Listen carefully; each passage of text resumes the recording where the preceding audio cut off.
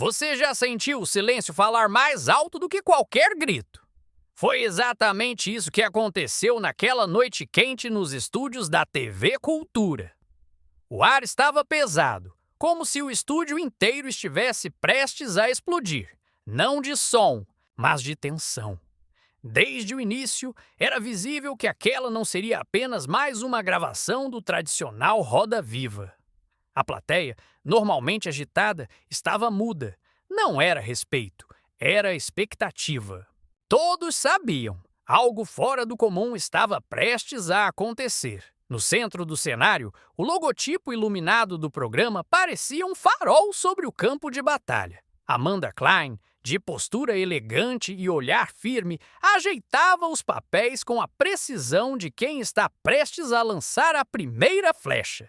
Mas por trás do sorriso contido havia estratégia e uma frieza premeditada.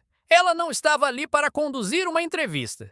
Estava ali para vencer um embate. Então ele entrou. Nicolas Ferreira, deputado federal, conhecido por sua retórica inflamável e seu posicionamento ideológico firme, atravessou o estúdio com passos seguros, quase desafiadores. Parecia mais um gladiador entrando em arena do que um político chegando para conversar. O aperto de mãos entre ele e Amanda foi breve, quase mecânico. Estava claro. Não havia espaço para cordialidades. Amanda não esperou. Disparou logo a primeira pergunta, cortante como navalha. Nicolas, você é constantemente acusado de usar uma retórica populista e extremista. O que tem a dizer sobre isso? A plateia prendeu a respiração. O deputado ajeitou o paletó, lançou um leve sorriso de canto, não de simpatia, mas de confiança afiada, e respondeu. É interessante como defender valores tradicionais virou sinônimo de extremismo. Se isso é extremismo, então o que dizer da militância que destrói reputações e tenta calar opositores? O estúdio foi atravessado por um choque silencioso. Amanda não recuou, avançou. Mas suas falas frequentemente sugerem que a diversidade é uma ameaça. Isso não alimenta o discurso de ódio? Nicolas manteve o olhar fixo nela. Respirou fundo, cruzou os braços e devolveu. O que alimenta o ódio é silenciar opiniões divergentes. Discordar não é ser intolerante. O problema é que, hoje, quem pensa diferente é tratado como inimigo. A entrevista rapidamente se transformou em um campo minado, onde cada pergunta era uma bomba e cada resposta uma estocada. Amanda tentou retomar o controle. Você não acha contraditório defender a liberdade de expressão e, ao mesmo tempo, atacar a imprensa que critica você? Ele sorriu de lado, com um tom de desprezo polido. Crítica não é censura. Manipulação é outra coisa. A imprensa que distorce fatos é tão perigosa quanto qualquer extremismo. Eu só digo o que muitos têm medo de dizer. A plateia reagia em silêncio, como se os olhos gritassem o que a boca não ousava dizer. Amanda percebia que a conversa fugia de seu controle e tentou um novo ataque. Você se considera um símbolo da nova direita ou um agitador oportunista?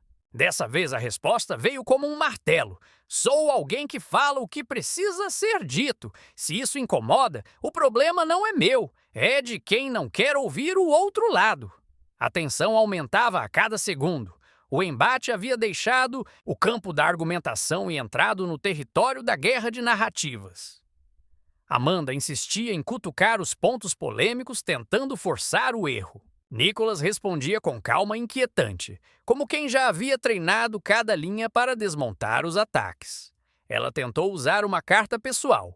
Você defende a família tradicional, mas não acha que esse discurso exclui quem não se encaixa. Nesse modelo, ele ajeitou o microfone, olhou para a plateia, depois para Amanda. Respeitar todas as pessoas não significa abandonar o que acreditamos. Defender o modelo tradicional não é excluir ninguém. Intolerância é fingir que só uma visão é legítima. Alguns aplaudiram, outros reviraram os olhos, mas ninguém permanecia indiferente. Amanda, agora visivelmente pressionada, lançou sua última cartada.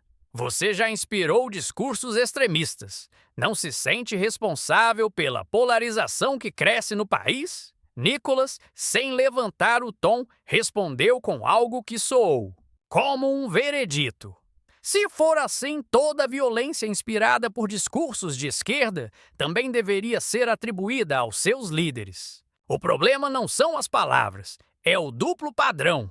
A tensão era quase insuportável.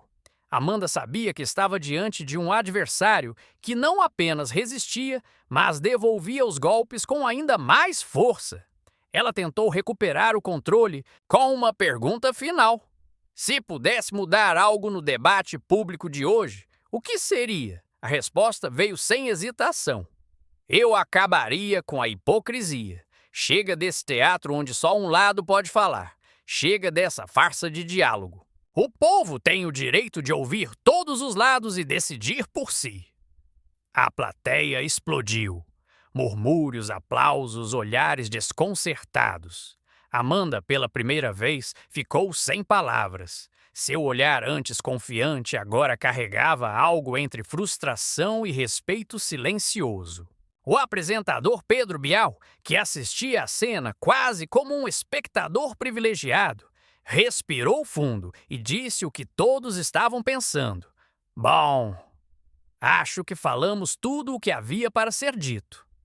Mas não foi só uma conversa. Aquilo foi um marco, numa era onde se discute tanto sobre liberdade de expressão, limites do discurso e manipulação midiática.